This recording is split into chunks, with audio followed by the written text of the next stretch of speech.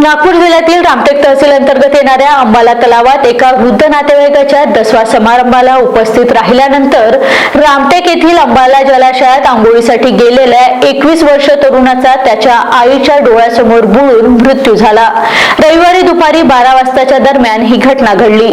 त्याची आई शिवनिकाला तहसीलची रहिवासी आहे। तो त्याची आई 40 वर्षाची श्रीमती मालतीबाई नरेश करणकर यांच्यासोबत दसवा कार्यक्रमासाठी म्हणजेच पिंडदान कार्यक्रमासाठी अंबाला रामटेक येथे आला होता।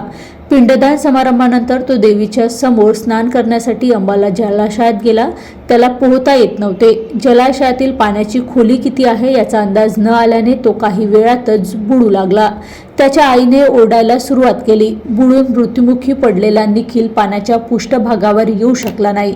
ही माहिती तत्काळ रामटेक पोलिसांना देण्यात आली। रामटेक पोलिसांनी घटनास्थळी पोहोचून लोकांच्या मदतीने मृतदेह बाहेर काढला। पंचनामा केल्यानंतर मृतदेह रामटेक येथील उपजिल्हा रुग्णालयात शवविच्छेदन केंद्रात आणण्यात आला। शवविच्छेदनानंतर मृतदेह नातेवाईकांच्या ताब्यात देण्यात आला।